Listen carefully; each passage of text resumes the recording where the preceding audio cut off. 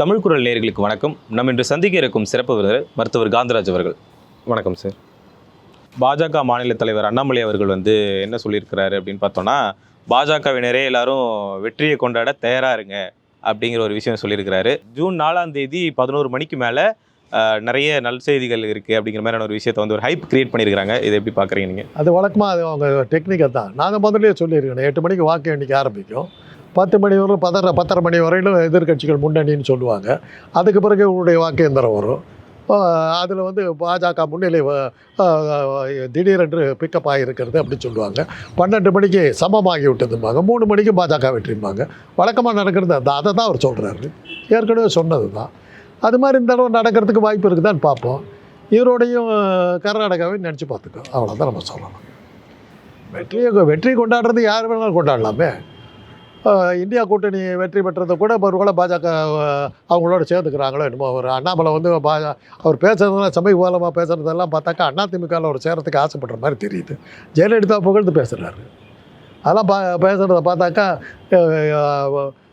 அங்கே ஆட்டம் கண்டுவிடும் போல் இருக்குது, எனக்கு அடைக்கலம் தந்து என்னை காப்பாற்ற வேண்டிய பொறுப்பு உங்களுக்கு இருக்குதுன்னு சொல்கிற அளவுக்கு அவர் பேச ஆரம்பிச்சிருக்கார். ஜெயலலிதா ஒரு இந்துத்துவா, என்ன மாதிரி அவங்களும் ஒரு இந்துத்துவான்னு சொல்கிறதுலாம் என்னத்துக்கு காரணம்? அவர் இங்கே அதிமுகவில் சேரத்துக்கு அவர் தயாராக இருக்கிறாரு. பழனிசாமி தான் அதை யோசிக்கணும். அவர் ஏற்றுக்கிறதா வேணாமன்னு அவர் தான் யோசிக்கணும். இல்லை, அவங்க தான் இப்போ கூட்டணி வேண்டாம் அப்படின்னு சொல்லி வந்திருக்கிறாங்க. அதான் தான் இப்போ அவர் என்ன கூட்டணி வேண்டான்னு ஒதுக்கிவிட்டப்பா, சாப்பாட்டுக்கு நான் என்னைக்கு என்ன பண்ணுவேன், ஏன்னா எப்படியா கட்சியில் சேர்த்துக்கோங்கிறதுக்காக தான் டெல்லியில் உட்காந்து சொல்கிறார். ஜெயலலிதா நம்ம ஆள் தாங்க, நான் அவங்க ஆள் தாங்க, என்னை எப்படியா அதிமுகவில் சேர்த்துங்கிறதா அவர் வேண்டுகோள் விட்டுருக்கார். அதை அப்படி வேண்டுகோள் விட்டதுக்கு பிறகு வர்ற வெற்றியை நம்ம எல்லாம் சேர்ந்து கொண்டாடுவோம் அப்படின்னு சொல்லியிருக்காரு. இல்லை, தொடர்ச்சியாக அவங்க இப்போ பாஜகவினர் அண்ணாமலையாக இருக்கட்டும், தமிழிசை சவுந்தரராஜனாக இருக்கட்டும், இவங்கெல்லாம் தொடர்ச்சியாக இப்போ ஜெயலலிதாவை பற்றி இப்போ பேசுகிறதுக்கான காரணம் என்னவாக இருக்கும்? ஏதாவது ஆபத்து வந்துடக்கூடாது அப்படிங்கிறதுக்கு தான். இப்போ சில பிரபல நடிகர்கள் எம்ஜிஆர்கிட்ட முறைச்சிக்கிட்ட போது அவங்களுக்கு ஆபத்து வர்ற மாதிரி இருந்தது. அவங்கெல்லாம் திமுகவில் சேர்ந்துட்டாங்க. திமுகவில் சேர்ந்துட்டதுக்கு பிறகு பேசாமல் இருந்துட்டார் எம்ஜிஆர். அது மாதிரி தான் இப்போ இந்தியா கூட்டணி வந்துச்சுன்னா நமக்கு எதாவது ஆபத்து வந்துடக்கூடாதுங்கிறது அதிமுகவில் சரண்டர் ஆகிறதுக்கு அவங்களாம் தயாராக இருக்காங்க. மாஸ் எக்ஸோடஸ் இருக்கிறதே அந்த கட்சியில் தலைவர்கள் தான் இருக்காங்க, தொண்டர்கள் யாரும் இல்லை. பாஜக பொறுத்தவர்களும் தமிழிசை, வானதி சௌந்தரராஜன், இந்த நயனா நாகேந்திரன் மேலே ஏற்கனவே கேஸ் மாட்டிக்கிட்டு இருக்குது, 4 கோடி ஊழலில் மாட்டிகிட்டு இருக்காரு. இது மாதிரி ஒவ்வொருத்தராக இருக்காங்க. இவங்கெல்லாம் அந்த 10 தலைவர்கள் எல்லாம் அதிமுகவில் சேர்ந்து தப்பிக்கிறதுக்கான வழி வேறு ஒன்றும் இல்லை. எப்படி எம்ஜிஆருக்கு பயந்தவங்களாம் திமுகவில் சேர்ந்தாங்களோ அது மாதிரி இன்றைக்கி இந்தியா கூட்டணிக்கு பயந்தவங்களாம் தமிழ்நாட்டில் இருக்கவங்களாம் அதிமுகவில் சேர்றதுக்கு விண்ணப்பிச்சுட்டு இருக்காங்க. அதில் முதல் ஆளாக அண்ணாமலை இருக்கார், அடுத்த ஆளாக தமிழிசை இருக்கார். அது இப்போ தமிழிசை சவுந்தரராஜன் அவர்கள் என்ன சொல்லியிருக்கிறாங்கன்னா, ஜெயலலிதா இருந்திருந்தாங்க அப்படின்னா ராமர் கோயிலுக்கு போயிருப்பாங்க. ஆல்ரெடி அவங்க இந்துத்துவ தலைவரா அப்படிங்கிற ஒரு கேள்வி வேறு எழுப்பியிருக்கிறாங்க. இப்போ இந்த விஷயத்தை எப்படி பார்க்குறது? அவங்க ராமர் வைஷ்ணவர் தானே, அவங்க ராமரை கும்பிட்டுக்கிட்டு தான் இருந்தாங்க. அவங்க ஒன்றும் நாத்திக்கிறது சொல்லிக்கலையே, அவங்க கும்பிட்டுக்கிட்டு தான் இருந்தாங்க. அவங்க எல்லா இந்து ஐயங்காராக இருந்துக்கிட்டு என்னென்ன செய்யணுமோ அத்தனையும் அவங்க செஞ்சுக்கிட்டு தானே இருந்தாங்க. அவங்க ஒன்றும் சட்டசபையிலே சொன்னாங்களே, நான் ஒரு பாப்பாத்தின்னாங்களே. அதனால் அதெல்லாம் அவங்க அந்த பாப்பார ஜாதிக்கு என்னென்ன உண்டோ அதெல்லாம் தான் அவங்க என்ன பண்ணிகிட்டு இருந்தாங்கன்னா, எந்த விலங்காக இருந்தாலும் வறுத்து குழம்பு வச்சு இது பண்ணி சாப்பிட்டாங்க. எந்த விலங்காக இருந்தாலும் பாம்பு, தேள், பூரான், கழுகு, காக்கா அத்தனையும் சாப்பிட்டாங்க. பிராமணராக இருந்துட்டு அத்தனையும் சாப்பிட்டுட்டு இருந்தாங்க. அந்த ஒரு வகையில் தான் கொஞ்சம் லேசாக வித்தியாசமாக ஆகும். அப்படி பார்த்திங்கன்னா நம்ம ஊரில் பழமொழியே உண்டு, கருவாட்டை பறி கொடுத்த பாப்பாத்தின்னு. கருவாடு திங்கிறத பாப்பாத்திங்க திங்கிற மாதிரி யாரும் திங்க மாட்டாங்க. அதெல்லாம் இருக்குது. ஆனால் அதை வச்சுக்கிட்டு அவங்க பாப்பாத்தி இல்லைன்னு சொல்ல முடியாது. நான் வெஜிடேரியன் இன்றைக்கி நான் வெஜிடேரியனுங்க பாப்பாத்தியெல்லாம் அதை ரெகுலராக சாப்பிட்டுட்டு இருக்காங்க. மாடுலேருந்து எல்லாம் மாட்டை ஏற்றுமதி பண்ணுறதே பிராமின்ஸ் தான். அப்படி இருக்கும்போது அவங்க இதெல்லாம் சாப்பிட்டுட்டு இருக்காங்க. அதனால் அவங்கள இந்துத்துவான்னு சொல்கிற அவங்க இது பிரகாரம் அவங்க தன்னை ஹிந்துன்னு தான் அவங்க சொல்லிக்கிட்டாங்க. அது பிரகாரம் அவங்க ராமரை கும்பிட்டதில் என்ன ஆச்சரியம் இருக்குது? அது ஒன்றும் ஆச்சரியம் இல்லை. அதான் இப்போ இதோடய அவங்க இன்னொரு விஷயமும் சொல்லி வந்திருக்காங்க. என்ன சொல்லியிருக்காங்கன்னா, பிரித்தாளும் அரசியல் தமிழ்நாட்டில் தான் நடக்குது, ஸ்டாலின் போன்றவர்களால் தான் நடக்குது அப்படின்னு சொல்லி ஒரு விஷயத்தை சொல்லியிருக்கிறாங்க. இப்போ நம்ம ஒரிசாவில் சொன்னார், ஒரிசாவை நான் தமிழர்கிட்ட கொடுத்துடாதீங்கன்னாரு. அது என்ன பண்ண போகிறாங்க அதை தமிழிசை? அதுக்கு பதில் சொல்லு. நாங்கள் பிரித்தாளுற இதில் தான் இருந்தோம், எங்கள் நாட்டை பிரித்து கொடுன்னு தான் சொன்னோம். நீ தானே சட்டம் கொண்டு வந்த 62ல். பிரிவினை கேட்டால் ஜெயிலில் தள்ளுவேன். இன்றைக்கி ஒரு நிற்கிறது இல்லை, பிரிவினை தான் தடுத்தேன். உன்னால் அதுக்கப்புறம் வர முடியலையே, காணாமல் தானே போனேன். தேசியம் பேசுகிறவங்களுக்கு தமிழ்நாட்டில் இடம் இல்லைன்னு சொல்லிட்டாங்கல்ல, தெளிவாக சொல்லிட்டாங்க.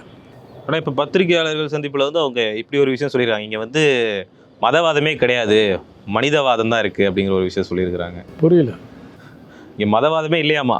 யார் சொன்னது இது? தமிழிசை சவுந்தரராஜன். அதே என்னன்னு தெரியல. அதான் ஒரு காலத்தில் எம்ஜிஆர் வந்து அண்ணாயிசன் சொல்லிக்கிட்டு இருந்தார். உலகத்துக்கே என்னன்னு தெரியாத ஒரு விஷயம் அண்ணாயிசன் தான். அதுக்கு அடுத்தபடி இந்த மனிதவாதங்கிற என்னது மனிதாபிதம், மதவாதம் கிடையாது, மனிதவாதம். அது அவங்க தான் தமிழிசை தான் சொல்லணும். அது என்னன்னு சொல்லணும். மனிதாபிமானம். ஆனால் ஒன்று புரியுது, மனிதனுக்கு மதத்துக்கு சம்மந்தம் இல்லைன்னு புரியுது. மதம் வேறு மனிதன் வேறுங்கிறது அவங்களே ஒத்துக்கிறாங்க. இப்போ ஸ்டாலின் அவர்கள் வந்து மதத்திற்கு எதிரான ஒரு தீர்ப்பு வரும் அப்படின்னு சொல்லிட்டு காத்துக்கிட்டு இருக்கிறாராம் அப்படின்னு ஒரு விஷயத்த வேற சொல்லியிருக்கிறாங்க. ஆனால் அப்படிலாம் வராது அப்படின்னு ஒரு விஷயம் சொல்கிறாங்க. எந்த மதத்துக்கு எதிராக வருன்றாங்க? இந்து மதத்திற்கு எதிராக.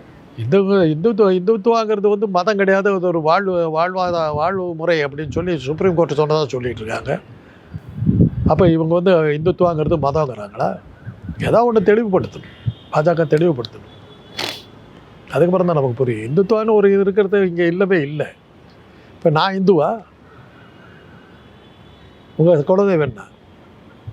ஐயனாரப்பன். ஐயனார் வந்து இந்து மதத்தில் இருக்கா? நம்மளையெல்லாம் இந்துங்கிறாங்க. எப்படி நம்ம இந்து? வேதங்களில் சொல்லியிருக்குதா? ஐயனாரப்பனை சொல்லியிருக்குதா? அங்காள பரமேஸ்வரன் சொல்லியிருக்குதா? சிவனை சொல்லியிருக்குதா? முருகனை சொல்லியிருக்குதா? கோலவெளியம்மனை சொல்லியிருக்குதா? மதுரை வீரரை சொல்லியிருக்குதா? கருப்பண்ணசாமியை சொல்லியிருக்குதா?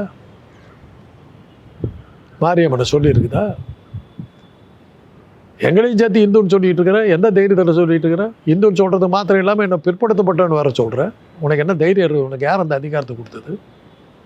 நீ யார் என்னை வந்து பிற்படுத்தவன்னு சொல்கிறதுக்கு? நீ யார் என்ன பட்டியலினத்தவன் சொல்கிறதுக்கு? உன் கர்ப்பகிரகத்தில் வரக்கூடாதுங்க. நான் கட்டின கர்ப்பகிரகத்தில் உன்னை யாரா விட்டது? உள்ள நீ யாரா என்ன சொல்கிறதுக்கு? எனக்கு அந்த கடவுள் தேவையில்லை. என்னை ஏற்றுக்கொள்ளாத கடவுள் எனக்கு என்னது? சர்ச்சுக்கு போகிறேன், மேரியை தொட்டு கும்பிட்றேன், ஜீசஸை தொட்டு கும்பிட்றேன்.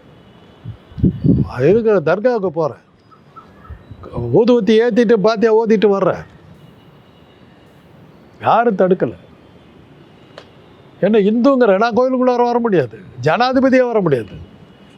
அப்புறம் எப்படி நான் இந்து? ஒரு 3% கூட்டம் இந்துன்னு சொல்லிட்டு சுற்றிக்கிட்டு இருக்குது. அதை இன்னும் அதுக்கு முடிவு வந்துருச்சு, நேரம் வந்துருச்சு. மணி அடிக்க ஆரம்பிச்சிட்டு சங்கு ஊத ஆரம்பிச்சிடுச்சு, ரெடி ஆகிக்கணும். அதே இப்போ பீகாரில் வந்து 2016ஆம் ஆண்டு வந்து மதுவிலக்கு அமல்படுத்தப்பட்டிருந்தது.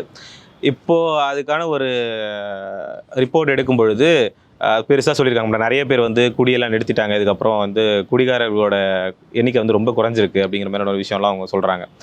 அதை பார்த்து இங்கே தமிழ்நாடு வந்து திருந்தணுமா அப்படின்னு சொல்லி பாமகவை சேர்ந்த ராமதாஸ் அவர்கள் சொல்லியிருக்கிறாரு. அவர் வந்து முதல்ல பாண்டிச்சேரியில் அவங்க இனம் தான் அங்கே நிறையா இருக்குது, அதை அங்கே முதல்ல அதை அங்கே நிறைவேற்றணும். பாமக அங்கே வந்து ஸ்ட்ராங் பாண்டிச்சேரியில். அங்கே மதுவிலக்கு கொண்டுட்டு மற்ற மாவட்டங்கள் மற்ற மாநிலங்களில் செய்யலாம், கொண்டு வர சொல்லணும்.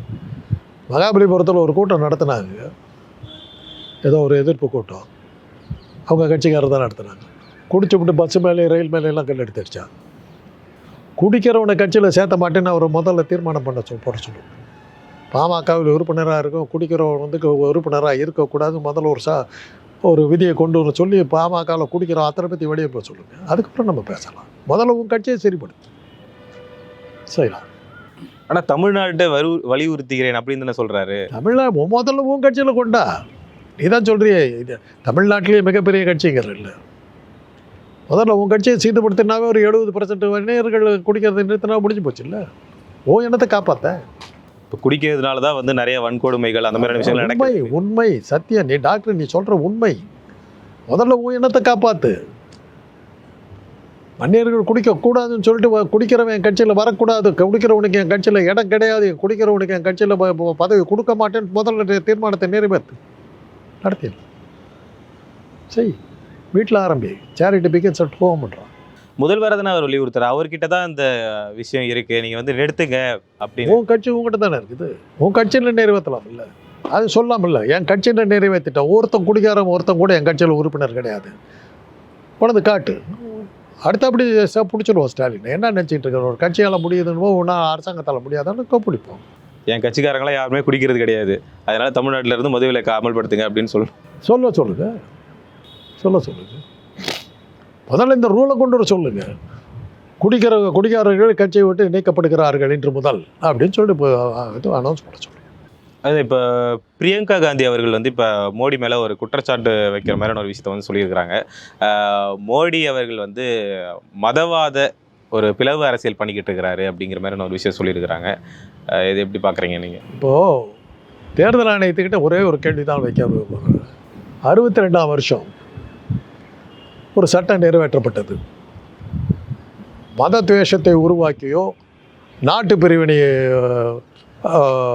இது பண்ணியோ ஆதரித்தோ ஒரு கட்சி நடந்தால் அந்த கட்சி தேர்தலில் நிற்பதற்கு 6 வருடங்கள் தடை விதிக்கப்படும்னு ஒரு ரூல் கொண்டு வந்தாங்க. அந்த விதியின் அடிப்படையில்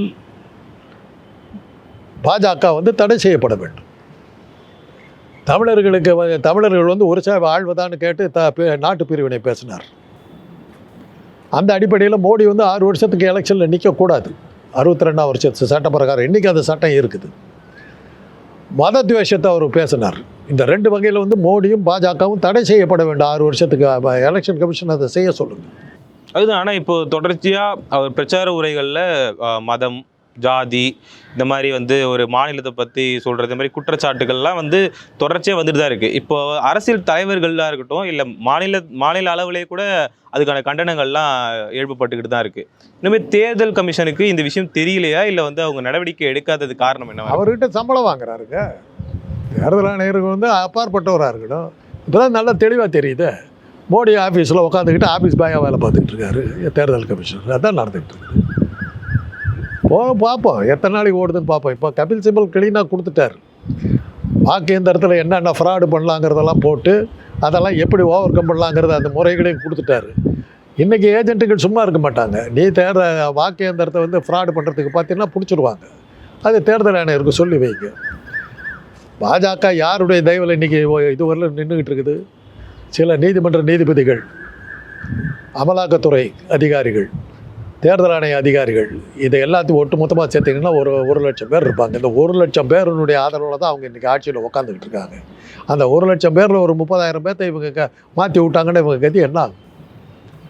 தேர்தல் ஆணையர் வந்து அந்த செல்ஃபோனை இதில் வாக்கு எந்திரத்தில் இருக்கிற செல்லை எடுக்கும்போது அங்கே இருக்கிற இன்னொரு ஏஜென்ட்டு என்னையா பண்ணுறேன்னு கேட்டாங்க, இவர் கதி என்ன ஆகும்? அதுக்கு பயந்தானுங்களே ஈரோட்டில் வந்து ஒழுங்காக தேர்தல் வாக்கு எண்ணிக்கை நடந்தது. அதுக்கு பயந்தான கர்நாடகாவில் வாக்கு எண்ணிக்கை நடந்து போச்சு. அந்த காரணத்தினால தானே மோடி இன்றைக்கி வந்து ஜன்னி வந்த மாதிரி பதட்டிக்கிட்டு உளறிட்டு இருக்காரு. நானே கடவுளுங்கிற அளவுக்கு உளர ஆரம்பித்தது காரணம் இல்லை. நம்ம பதவியில் இருப்போமா மாட்டோமா, நம்ம எந்த நாட்டுக்கு போகிறது எங்கே ஓடுறதுன்னு தெரியாமல் அந்த பயத்தில் உளறது தானே இது. அதனால தானே தேதி குறிக்கிறாங்க. எந்த தேதின்னு பயத்தில் வந்து உளறது தானே. இப்போ தேர்தல் ஆணையம் தானே அந்த தேதி ஆஃபீஸியலாக சொல்லணும். ஆனால் இவங்களே சொல்லிக்கிறது நம்ம எப்படி? அதுலேருந்து என்ன தெரியுது? தேர்தல் ஆணையம் இவங்களுடைய ஒரு துணை கழகம் மாதிரி செய்யுதுன்னு அர்த்தம். நான் சொன்னது தான் இது. தேர்தல் ஆணையர் வந்து மோடிக்கிட்ட சம்பளம் வாங்கிட்டு இருக்கிறாரு. 130 கோடி மக்களுக்கு அவர் துரோகம் பண்ணுறதுக்கு தயாராக நிற்கிறாரு. பார்ப்போம் என்ன பண்ணுறாருன்னு பார்ப்போம். ஆனால் அவர் வந்து மக்களுக்காக நான் சேவை செய்ய வந்தவன், கடவுள் வந்து என்ன அவதாரம் அப்படிங்கிற மாதிரி எல்லாம் பேசிகிட்டு இருக்காரு. நான் யார் தெரியுமா? இந்த மாதிரி சொல்கிற துஷ்ட நிகரக சம்ஹாரம் பண்ணுற வந்து அவதார புருஷன் நான், மகிஷாசுர மர்த்தினி. அப்போ இது மாதிரி நான் போய் எடுத்துகிட்டு போய் குத்துட்டுமா, இது பண்ணிட்டுமா, வளர்றதுன்னு ஆரம்பித்தா எப்படி ஒன்றாலும் போயிட்டுருக்கலாங்க. இதுக்கு பேர் வந்து மனநல துறையில் பார்த்திங்கன்னாக்கா மனநோய் இதில் டெலூஷன் ஆஃப் கிராண்டியர்னு பேர் இதுக்கு. நானே மகாராஜா, நானே உலகத்தை இது பண்ணவன், நான் தான் உலகத்தை படைத்தவன் அப்படின்லாம் பேச ஆரம்பித்தாங்கன்னா அந்த நோய்க்கு பேர் வந்து டெலூஷன் ஆஃப் கிராண்டியர். அதில் அவர் சஃபர் பண்ணுறார். அவரை கொண்டு போய் உடனடியாக மருத்துவமனையில் காட்டி அவரை சரி பண்ணுங்க. அவர் மேலே அக்கறை உள்ளவங்க யாராவது இருந்தீங்கன்னா, ஏன்னா பொண்டாட்டியும் துரத்தி விட்டார், அம்மா வேறு செத்து போயிடுச்சுன்றாங்க. அவங்க 4 சகோதரர்கள் இருக்காங்க, பெரிய பெரிய பதவியில் இருக்காங்க, அரசாங்க பதவிகளில் இருக்காங்க, சொந்த பிள்ளைங்கள்லாம் வச்சுருக்காங்க. அவங்களாவது யாராவது வந்து அவரை கவனித்து மருத்துவமனையை கூப்பிட்டு போய் அவரை பார்த்துக்கிட்டா நல்லது. ஏன்னா அவர் இப்போ பிரதம மந்திரி இல்லைங்கிறது தெளிவாக தெரிஞ்சு போச்சு. அப்படி இருந்தாக்கா பிரதம மந்திரி பதவி ஏற்பாருன்னு போது மோடி பதவி ஏற்பாருன்னு சொல்லியிருக்கலாம் இல்லை, அதை அவங்க சொல்லி மோடி இல்லைங்கிறது தெளிவாக தெரிஞ்சு போச்சு. அதனுடைய விளைவு தான் இந்த உளறல். 10 ஆண்டுகளே ஆட்சி செய்த பாஜக வந்து எப்படி இந்தியாவிலே பணக்கார கட்சியா ஆச்சு அப்படின்னு சொல்லி ஒரு கேள்வி வந்து பிரியங்கா காந்தி அவர்கள் கேட்டிருக்கிறாங்க. டிமானிட்டைசேஷன் என்ன பண்ணாங்க? நாளான்னைக்கு கொண்டு வர போகிறோன்னாக்க இன்றைக்கி பணத்தை இவங்க கட்சியில் இருக்கிற பணத்தை எல்லாம் சேவ் பண்ணி மாற்றிக்கிட்டாங்க. மாற்றிக்கிட்டதுக்கப்புறம் திடீர்னு அனௌன்ஸ் பண்ணுறது பண்ணாங்க. டிமானிட்டைசேஷன் பண்ணதுக்கு பிறகு வங்கத்தை சேர்ந்த பாஜக தலைவி ஒருத்தி வந்து கத்த கையில் நோட்டு வச்சுருந்த படத்தை பார்த்தீங்க. எப்படி அந்த மாதிரி காசு வந்தது? முதல்ல தகவல் போயிடுச்சு, பணத்தை சேஃப்கார்ட் பண்ணிக்கிட்டாங்க, எதிர்கட்சிகள் கையில் காசு எல்லாம் பண்ணிட்டாங்க. அப்போ தான் வந்து அந்த பிபிசி அறிக்கை கொடுத்தான், உலகத்திலேயே பணக்கார கட்சி பாஜக. உலகத்தில், இந்தியாவில் இல்லை, உலகத்திலேயே பணக்கார கட்சி பாஜக. அவங்க இருக்கிற காசுக்கு பைடன் புட்டின் எலெக்ஷனில் கூட கை வைக்கலாம், அந்த அளவுக்கு காசு வச்சுருக்காங்க. ஆனால் இங்கே பாஜக சேர்ந்த ஒருத்தவங்க வந்து என்கிட்ட ஏன் தேர்தலில் நீங்கள் நிற்க வேண்டியதானே அப்படி கேட்டதுக்கு என்கிட்ட காசு இல்லை அப்படின்ற மாதிரியான விஷயங்கள்லாம் எதுக்கு காசு? தேர்தல் ஓட்டு போட்டால் ஜெயிக்க போகிறேன், எதுக்கு காசு? நான் யார்?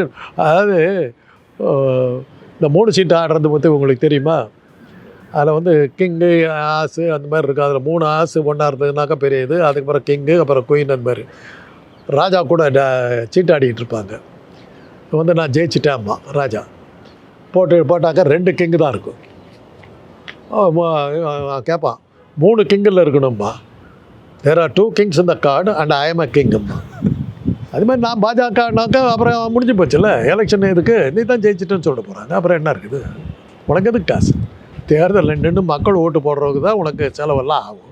நீ தான் எலெக்ஷன் கமிஷனர் கையில் வச்சுருக்க, டிக்ளேர் பண்ணுன்னா முடிச்சுட்டு போகிறாங்க, உனக்கு எதுக்கு காசு?